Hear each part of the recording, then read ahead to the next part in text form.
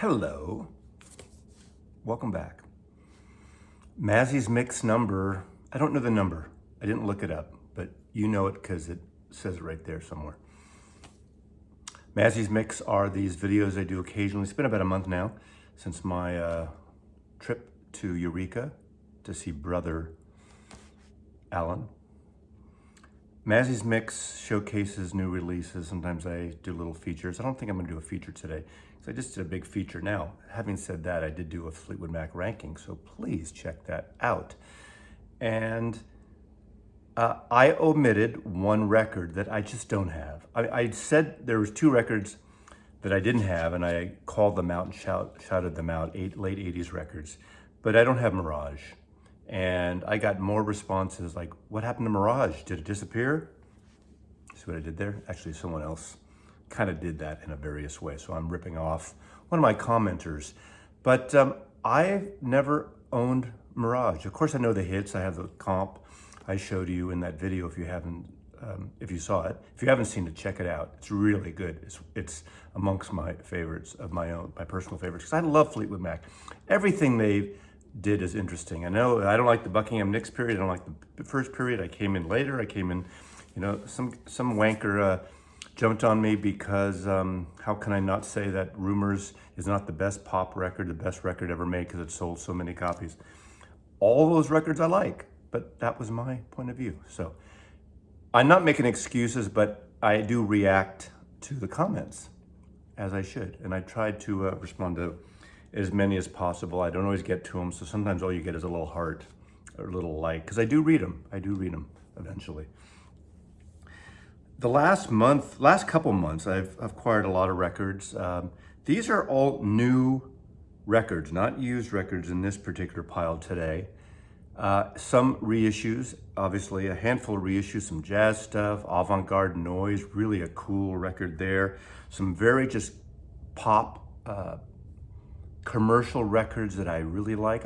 I'm not afraid of just enjoying a good, well-recorded, just album that makes you feel good too, as well as the out there stuff too. And there's a jazz section of you know, we're in this golden age of jazz reissues, which you've seen on my channel and other channels. So while I'm here, I just want to acknowledge my friend here, not a friend, but one of my major influences in life, obviously, is John Lennon, and that's a wonderful photograph.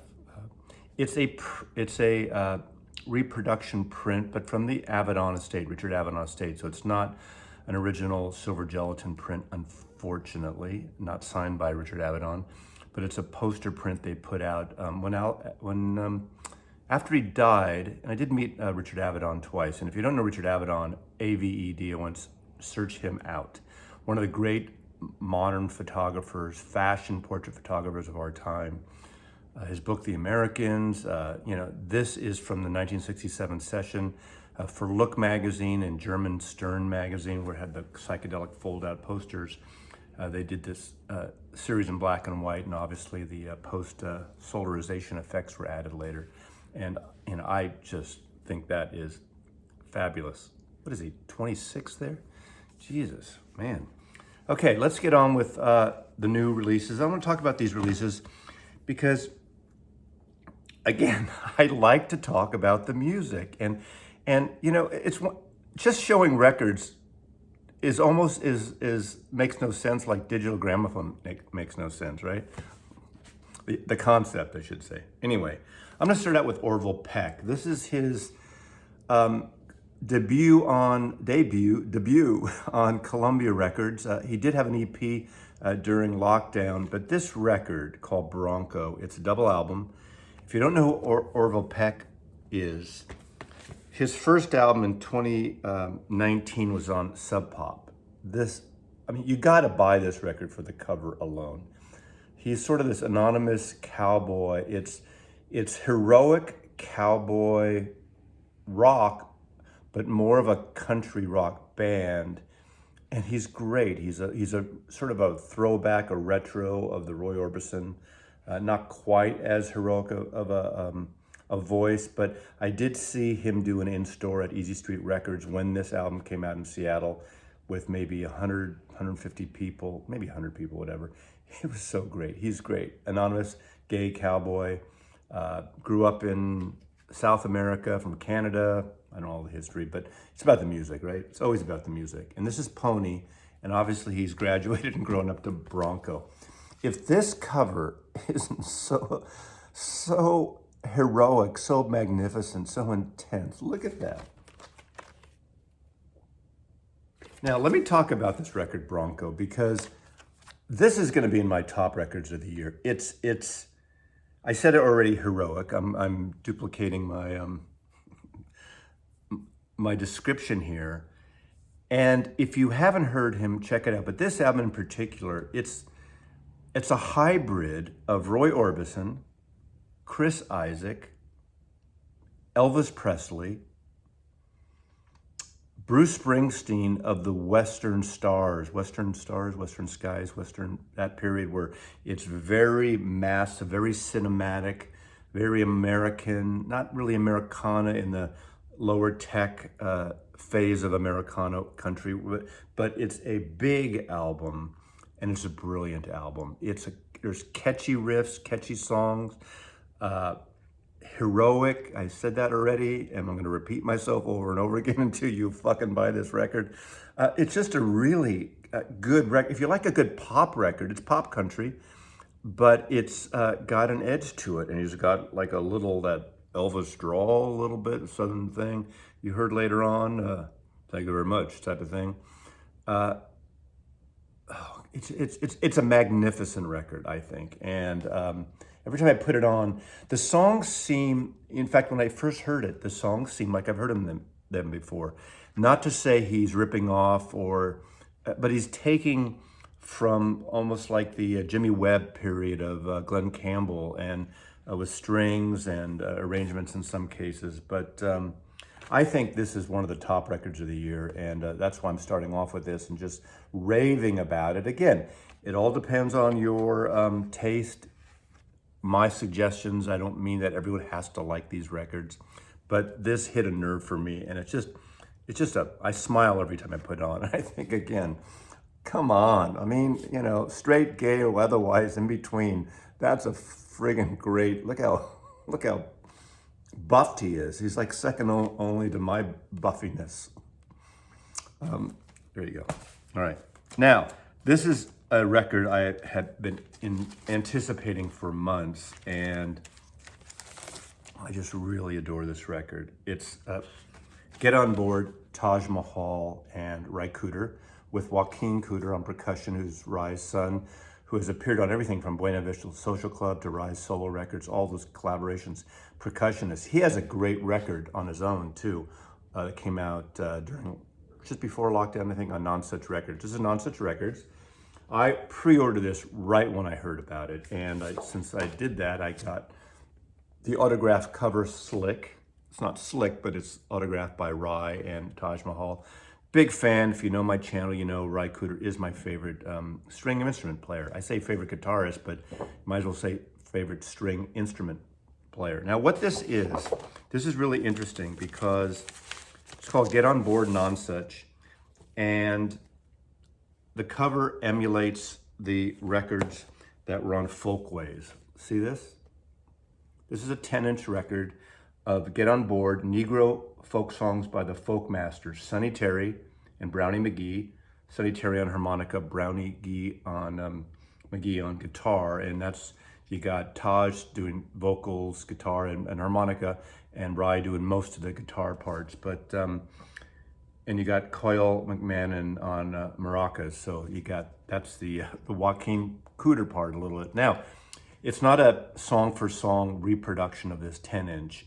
I think 4 of the songs from this are on this. They did get licensing or sort of the permission of the Smithsonian and Folkways to reproduce this cover and this package design.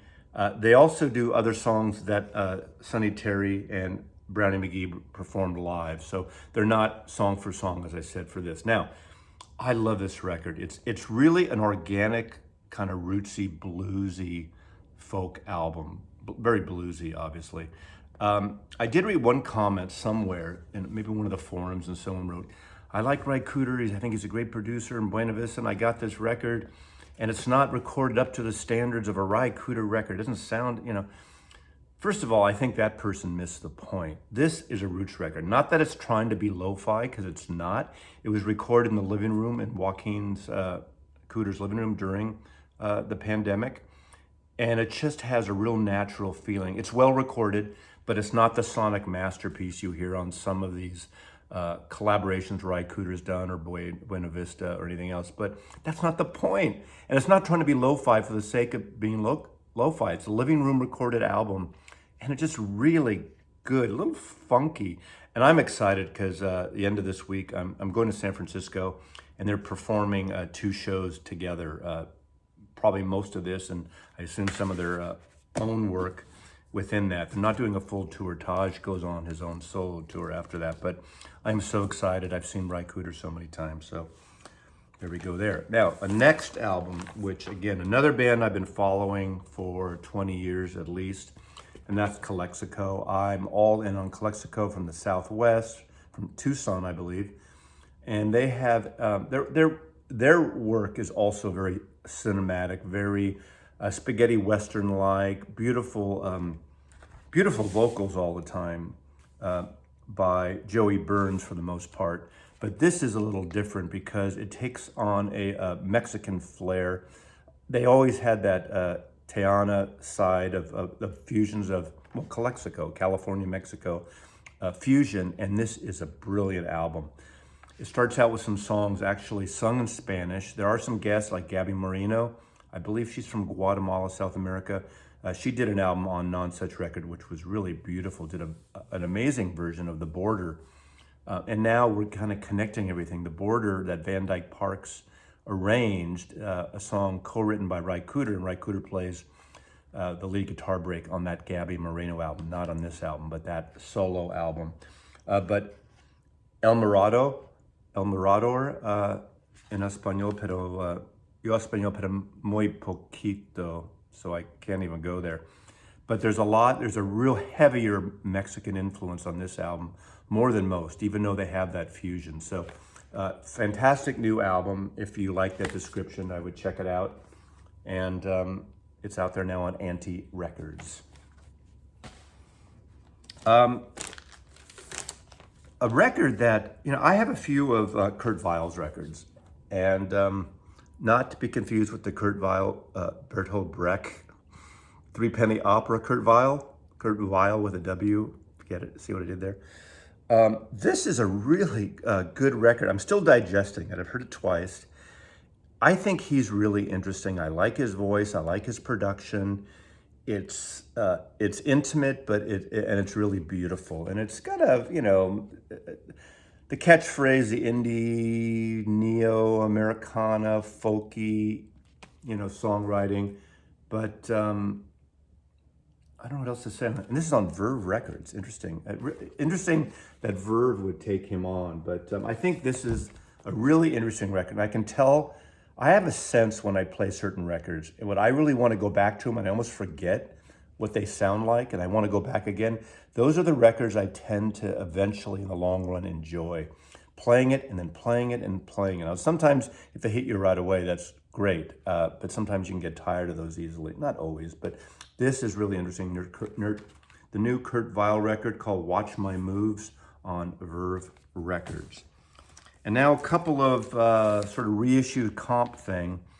I've had this on CD. This is Nick Lowe, Dig My Mood. I'm all in on Nick Lowe as well. Of course, we all know his power pop starts and his productions of Elvis Costello and The Damned and so many others. Pure Pop for Now People, Jesus of Cool.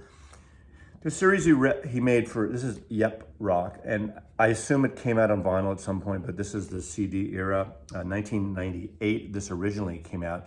This is a really beautiful sounding record, and if you don't have this period of Nick Lowe, this is sort of Nick Lowe as the crooner, but as the kind of lo-fi, again, beautifully recorded, but low arrangements, small arrangements, and really beautiful. His voice is out in front.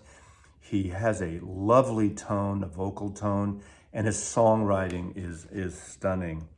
Faithless Lover, You Inspire Me is such a beautiful love song. This is like a cocktail record, and not to put it in the vein of the Frank Sinatra's. It's a modern cocktail record and romantic record in so many ways, and an intimate record in very many ways. But Fail Christian too is just, I mean, that you wouldn't think of that as a romantic song, although it's a brilliant song, and it gets a little intense in a calm way as that song ends. So love this. I'm so glad I got this on vinyl. It's out right now. Yep, Rock Records. If you like Nick Lowe and you like my description, check it out. It's a really good record anyway. But the vinyl, to me, exceeds, it's better than the CD. That's my point. I tripped over my lips. Now, this is a really interesting record. Now, those of you who watch me also know I'm a Yoko Ono fan. Now, this record.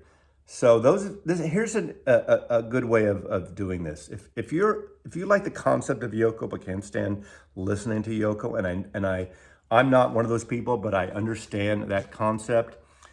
This is one. There's been several over the years. There's a CD comp of different people doing Yoko Ono songs. This is Ocean Child, the songs of Yoko Ono, and this is curated by Benjamin Gibbard, and it's really good. It's got sort of this almost pixelated cover image of her, and has Sharon Van Heaton doing Toy Boat, David Byrne and Yola Tango, Who Has Seen the Wind, Dogtown by Sudan Archives, Death Cab for Cutie, obviously, Death Cab for Cutie, the Beatle connection there because of the Bonzo Dog Band. Seek that out. Google that and you'll find out. U.S. Girls, Jay Som, Stephen Merritt, Deer Hoof, We Are Kings, Flaming Lips, Japanese Breakfast, Yola Tango, and Amber Kaufman. So that Gen X indie band contingency covering the great work of Yoko Ono. So this is on Atlantic Records, and if you want to kind of taste and have a little introduction to some of her songwriting and want to get into something maybe accessible to more people. Oh, look at John and Yoko are together again. Oh, breaks my heart. Just thinking about that. Okay. Now this is something this was a Record Store Day release that I got later after the fact, and I skipped it, and I have this on vinyl, or most of this, and this is surprisingly, I shouldn't say surprisingly, I like a really wide range of music. This is a fantastic music, and this is Tiny Tim and the Brave Combo. This is a double album. I do have the CD, and I can't remember if everything on the CD is on this record, or this is a hybrid. I mean, come on, look at that. It's not all in his high voice. Some of it is, but some of it's more like, the lower register when he does sing. You could go, Tiny Tim can go really low, but I remember I bought the CD because of one cover song. Here's, again, the Beatle connection. He does a cover of the Lennon-McCartney, John Lennon song called Girl, and it's friggin' fantastic.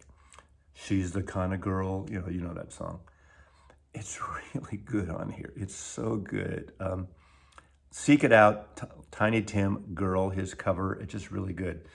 New York, New York, Stairway to Heaven on here. Stardust, some traditional songs. Hey Jude, Over the Rainbow, 14. And then there's the second disc, that's right. The second disc are the alternate versions, and the baritone vocal version of Girl and so on. Take two of Hey Jude. This originally came out, I think, in 1996, as I recall. But this is fantastic. And I'm serious. This isn't simply a novelty record. This is a really good record. So Maslov highly recommends this Tiny Tim. It was Record Store Day issue on Craft, I believe, right? Craft Overload. Okay. Now we're going to go, before I go, let me just finish off with the more popular pop albums. A new album by Monophonics, and it's my first album by Monophonics. I've never had any of their records. They're neo soul, new soul, psychedelic soul on Coal Mine Records. What a fantastic cover. The package came with a CD, matches, a hotel room key. Should I show that? Anyway, I'm not going to show it. I just want to stick to the music here. It's about the music.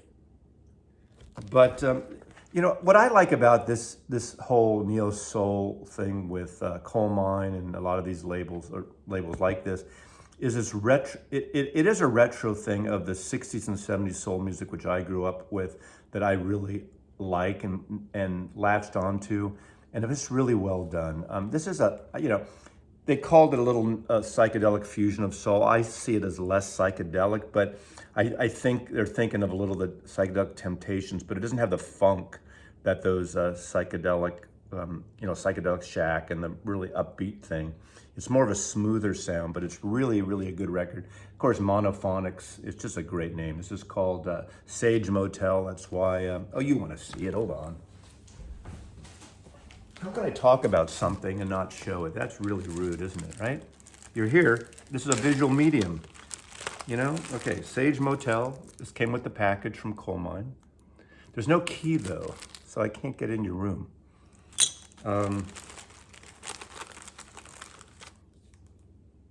You think they'd give you a little package of Sage Motel condoms too, but they don't. And then there's just the obligatory postcard and sticker, Coal Mine Records. So there you go. So I think it's a successful record. It's a groovy soul record, and it's so great. Okay, now I'm switching gears completely. So get to the point, Maslov. This is a record that is really interesting. Tom Rashan, Japanese cassette. This is avant-garde. Avant-garde. Tom, if you're watching this, you'll like that I said avant-garde. Tom, I challenge you. You need to start a whole genre and do a series of avant-garde records, but not religious. Avant, well, I shouldn't talk like that here, but here's my history with Tom. We've never met in person, and I want to have lunch or dinner, have cocktails, talk about music, art. Those of you who watch me, I'm very much into pop music, pure pop music for now people. And I like esoteric, out there, experimental stuff too. I'm not all in on everything. He's part of, I'm gonna always butcher this, FAMS, the Southern FMLA, sorry, I always forget it, I apologize, Tom. This art movement, art collective that he was involved with in the 80s, late 70s into the 80s. And I always compare it to the parallel in the Bay Area that I was into as residents. Not as esoteric live in terms of that, but experimental stuff, different instrument, different electronics, different moods, performance pieces, a certain collective that happened in the Los Angeles area at that point, and that I was not involved in that. And when I first heard Tom's name, I didn't know he was part of that, or I think I had heard of the collective, but wasn't really into it. And I did get a box set that he designed and put out after that, or just a year or two ago. Now, I first heard his name because I would see his name on record company covers, packages, I think first for Warner Brothers and then for Capitol Records. He was an art director, creative director, I believe, a great designer, Latin Playboys, the Beach Boys, or the reissues, the Brian Wilson stuff, the John Lennon, Yoko Ono, the box reissue set came out. I think, too, he worked on the Mono Box, the white Mono Box that Capitol put out. He was the creative department at Capitol Records when the Mono Box came out recently in 2012, 13. But he's an avant-garde, electronic, experimental artist. He designed this cover, which I think is beautiful. This is very limited. I'm thinking 300 or 400 copies. And Feeding Tube Records. I'll put a link below where you can get this. Feeding Tube Records, the only place you can get it. And what a great cover design. Very simple. And what this is, Japanese cassette. Let me just read this part. These recordings were realized in 1986 for a Japanese collection that came out on Beast 666 entitled Journey into Pain. A group of international musicians were asked to create 30 minutes of music to fill up one side of a cassette. There were 4 cassettes in the set, but the producer didn't approve of the tonal nature of these pieces. Only half of it ended up on the release. The full cassette is presented here for the first time. So this is a picture of music, sound effects. I want to say loops, but I don't know the way he puts these together, but cut and paste, literally, I assume literally cut. I don't know if everything was done digitally. 86 though, I don't know. I need to talk to you sometime. We need to do an interview, Tom, but it's noise, it's industrial, it's avant-garde. It's not for everyone, but that's why it's so wonderful and so brilliant. So I just think this is really a creative piece. I played it actually yesterday morning twice. I put it on when I first got it, and then I just got sidetracked and was traveling. And I played it twice yesterday, and it was just really great blasting this in the house while I was doing things. And I'm not taking away from the sonic auralness of this record, but I think it's something, if you're into the avant-garde experimental side of things, musically and sonically, it's not song-based at all, but it is a really interesting, and I mean, how can you not love that cover? This is a frameable cover. I need to get this signed from you, Tom. So there we go. Thank you for that. Okay, now I'm going into a few other things. Speaking about, since we're talking about Japanese cassette, I finally got a copy of this. I got a test pressing of this, and I can't remember all the details why I got that. But this is a series called Wamono Groove, and I've showed these on my channel. These are funky, jazzy, soulful groove things, mostly from the 70s. There's 3 volumes, and look at these beautiful, heroic Japanese covers. I love, in fact, screw the shrink wrap, right? Look at this cover. Isn't that beautiful as well? I mean, come on. This is where I love like cover art photography. This is gonna be the thumbnail.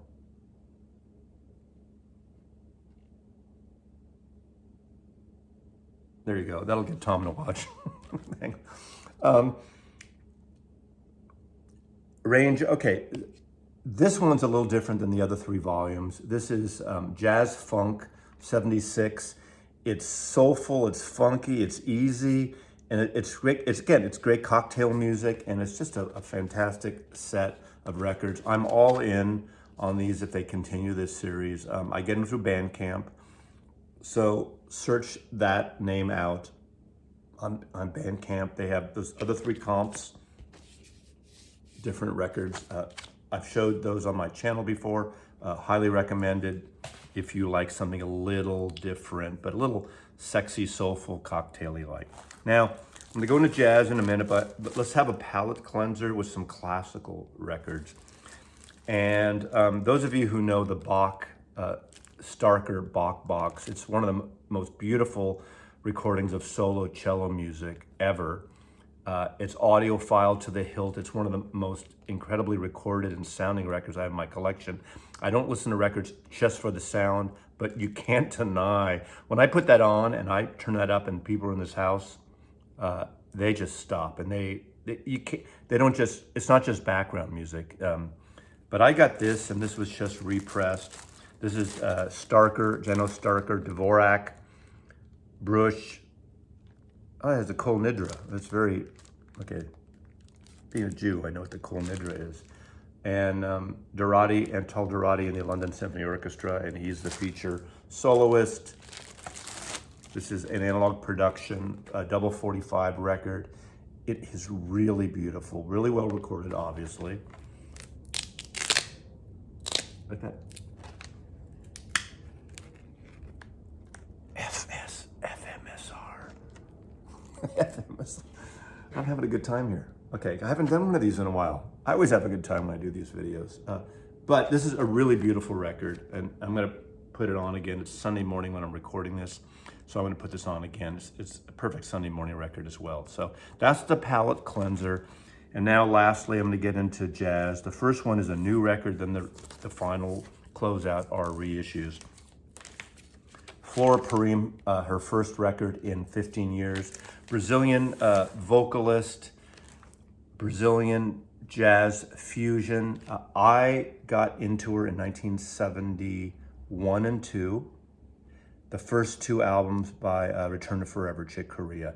This is when Return to Forever was obviously fusion, but not the rock, intense, louder fusion they get into. More sort of Brazilian fusion.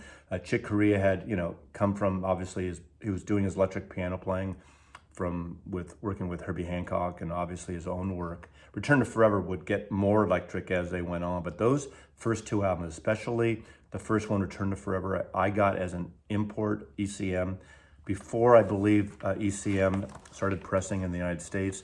It's with the seagull on the cover. And I fell in love with, that was one of my parallel introductions to jazz, those two Return to Forever albums. And Flora Purim is the vocalist on it. She sings mostly in English and in some Brazilian, Portuguese. And her husband, Ayrton, they're still married, I believe, is percussion player on that. Stanley Clarke plays bass on that, and Chick Corea. And I love those records. One of them, I think the second one, Light as a Feather, has 500 Miles High, which she covers again herself on here. Now, when I first played this, the first cut is a George Duke song called If You Will, featuring Diana Purim. Is that her daughter, I guess? I didn't love that. I was a little disappointed thinking, oh, this is gonna go in a different direction for me. But once it hit This Is Me, 500 Miles High, Flor da Vida, and it's a mix of English and Portuguese, I really love this record. I think it's a lovely, gorgeous artwork, beautiful painting on the cover. But I really like Flora Purim. And again, she hasn't done a record in 15 years. I did see her live around 76 with Ayrton after her and Ayrton got out of prison for cocaine. I don't know if it was smuggling or something. And it was a great show. And her solo records on Fantasy Records are really lovely too, but I was really excited when this came out. So I got it through Bandcamp. That's the place to support these artists. And then the last few records are my reissues from the Verve Impulse series on acoustic sound series on Impulse, John Coltrane and Johnny Hartman. If you never heard Johnny Hartman's voice, it's such a beautiful jazzy voice. I know there are people that aren't into the jazz vocals, but this with Coltrane is such a soothing, again, another Sunday morning, late night record as well. Really wonderful record. Can't go wrong with it. You might want to sample it first, but it's not the squeaky period of Coltrane, but it's a gorgeous record. And then I got a series of these prestige reissues that are coming out and on Acoustic Sounds. And two of them are just really beautiful. You got Lightning Hopkins, Going Away. Since these are recorded so minimally, they sound great. They're from analog tapes. Highly recommended. They're about $40, and they're not limited, but they run out because they run out of the press, and who knows when they're going to press them again and if they'll be able to press them again because of licensing. But it's in conjunction with Prestige. Willie Dixon with Memphis Slim. This is really a lovely record as well. Those are the two blues records. And lastly, two jazz records. This one I know really well because I have an OJC copy. I haven't listened to this copy yet, but it's amongst one of my favorite records, and it's Sonny Rollins, Miles Davis and the Modern Jazz Giants, Baggs Groove. And Baggs is the nickname for Milt Jackson, the vibraphonist and piano player. Love him. He was in Modern Jazz Quartet, and I just love that sound. Thelonious Monk is on here. Percy Heath on bass, Kenny Clarke on drums. Then you got Miles Davis, Sonny Rollins, Kenny Clarke, Percy Heath, and Horace Silver. This is an amazing sounding record on the version I have, so I can only imagine this version is going to be just as beautiful and maybe even exceeds that copy. I'm sure it will, but highly recommended jazz. This is one of those albums that it's a good introduction to jazz if you're afraid of getting into jazz. And something a little more interesting in terms of, not as easy, but it is really beautiful. Informal jazz, Elmo Hope. A lot of people don't know who Elmo Hope is. He's a great, obviously, jazz piano player. Donald Byrd's on here, Hank Mobley on sax, Coltrane again on sax, Paul Chambers on bass, and Philly Joe Jones on drums. So that's it. I'm not mixing anything else up this time. No other little side trips, because I think that's enough here. But thanks for watching. A lot of great music right now. Yesterday, I literally spent just shy of 8 hours straight in my house Saturday playing music from about 10 in the morning till about 6:30 in the evening, and just played records all day. I had lunch, I did work around the house, I walked around. It wasn't just all the time a dedicated sit down. And I listen to a lot of music. And those of you who ask, when do you have time? How do you listen to all that music? Why do you need all those records? I listen to a lot of music, and I just love music, and I love this, and that's why we're all here. I think that's why you're here. But those are some new things I got. Check them out. Put your comments below, and thanks for watching. Subscribe and do all those good things that you were told to do when you were in school and your mother made you do before you could go outside and play. Mazzy loves you.